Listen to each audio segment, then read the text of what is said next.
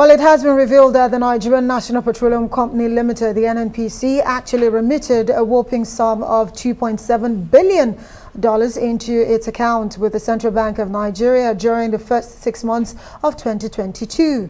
This revelation comes despite claims by the Central Bank of Nigeria that a crisis being experienced by the Naira is due to non-remittances by the Nigerian National Petroleum Company Limited.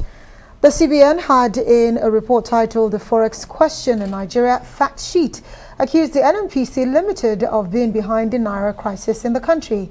Well, specifically, the report stated that domestically, there has been $0 remittance to the country's foreign reserve by the NNPC.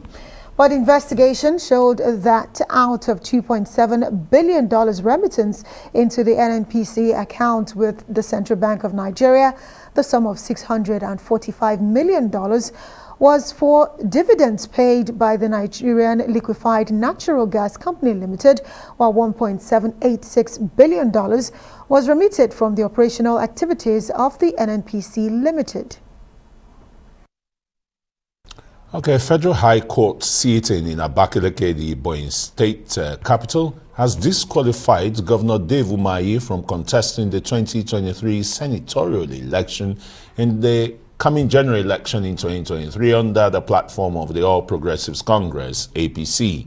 The court thereafter recognized Ann Agom Eze as a senatorial candidate of APC after the younger brother of the governor, Austin Umahi, stepped down after winning the first primaries that was conducted by the party.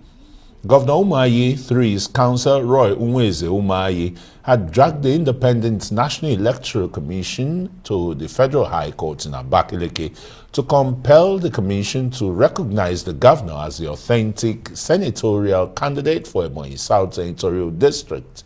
The judge, who gave an order that Governor Umahi violated the law and should be prosecuted, gave another order asking INEC to do another primaries that Umahi will contest. Oh. Well, for more insights, Dr. Sam Amadi joins us now to have a conversation about this ongoing debacle in Ebonyi State. Legal debacle or political debacle here. Anyhow you want to look at it. But Dr. Sam, let's look at, we've seen the place of the electoral laws, and we know what it says in terms of, who should take over when someone steps aside. We know what that says. But we've seen the court also, play its role here. One wonders, is the order not an abuse of judicial powers in terms of when you look at, the electoral laws as obtainable in Nigeria today? Well, I think the main way we can say is that it's a strange order. I mean, the judge... A double speak order, right? In fact, it wasn't that. The judge had already said that this candidate was unqualified or not the candidate. And by ex parte, meaning nobody was put on notice. Yeah. An ex parte simply means you make a variant of facts and you just give an order. And they gave an order to ask a party to do a primary after the official window. By the way, the INEC has announced a timetable for all primaries, the beginning and the ending, including time for substitutions to happen. And INEC schedule derives from the Electoral Act, which means it's equivalent of legislation. It's making a law, says this is the process. Now, a judge should not ask that that primary be conducted outside that window, because that's, again, I mean that the primaries can be relitigated and be redone again. Secondly, this same judge now mandates INEC to observe and take the result. So it sounds like, look, politicians' desperation. You go to a covenant court, obtain an order, and to force INEC not to say no, the order says on his face, not just APC do a primary. INEC, you must observe. INEC, you must take this result.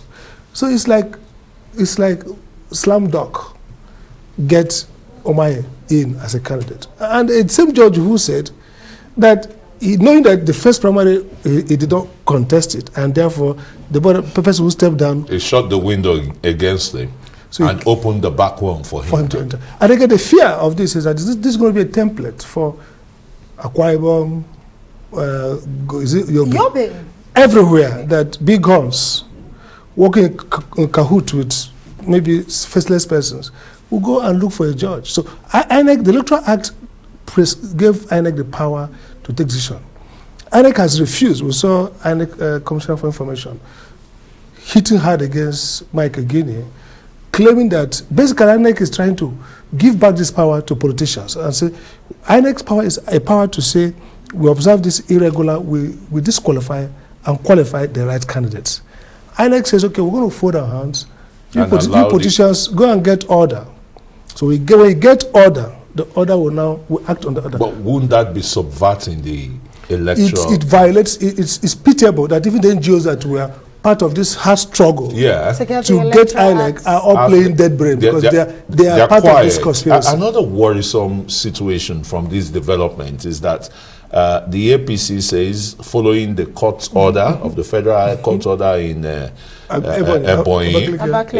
Abakaliki, it has conducted another primaries this evening, which Umahi won 250 votes.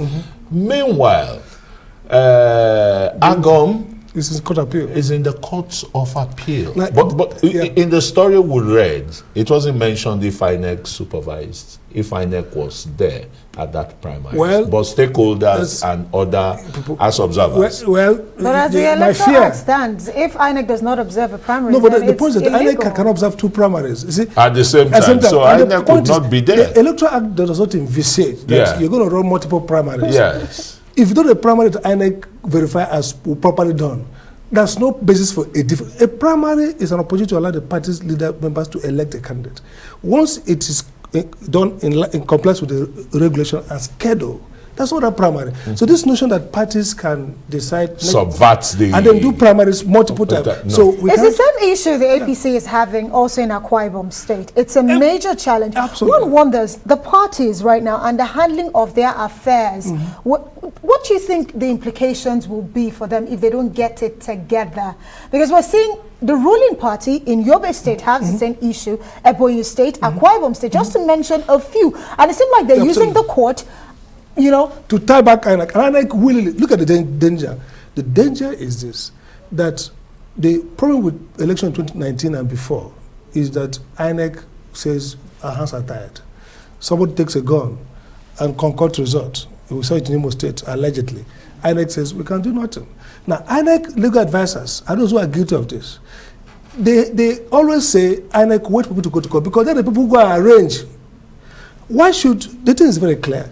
Why would you wait for them to go to court? Make your pronouncement to decide who is the candidate. So there should be no empty. Everywhere should be filled because INEC staff monitor the primaries. Therefore, INEC knows who won the primary.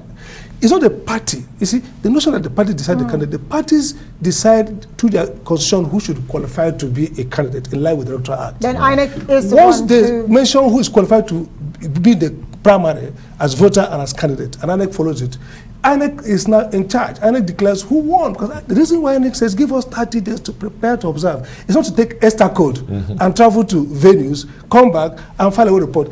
It's that INEC is the one who now knows who actually won. So if a party files Mr. Sam Amadi as a winner, INEC look at the record, you didn't win. It's actually Chris who won. Put Chris there. Don't go and say, oh, so when these corrupt public officials come back and say that, okay, you go to court. Now, we are seeing that, oh my, why is it always with powerful politicians? We've never heard of an ordinary House of Reps, House of Assembly person whose case comes up this way. There's something all of them share together. Money. Not just former governors, these are people who tried to be president. They were aspiring. It is clear they did not contest. They failed at the presidential primaries. You know what I tell you? And now decide this is a fallback plan. It takes you evidentiary that these people did not participate in the primaries when it was done. Conducted. So when this report, very clear, when this report came and INEC got them, then somebody goes up manufacturer and says NWC does not control the election. It's the INEC. So even if NWC wants you, the era of party imposition is gone. When the Supreme Court says you can't impose candidate on party, what the Supreme Court meant at that time, there was no law that required disqualification or procedure. Parties hold their primary.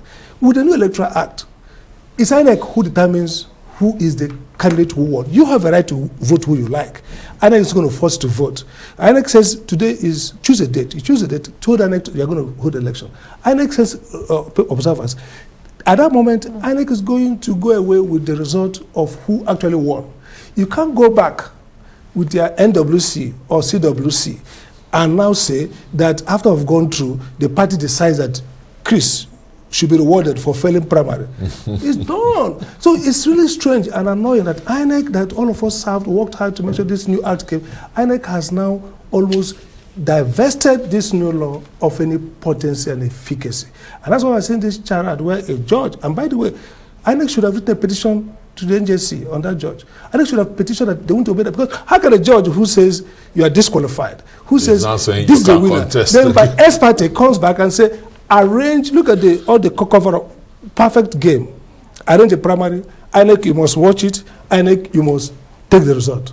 What kind of things? So really, we're going to see this team play out again in Akwa Ibom, probably play out in Yobe.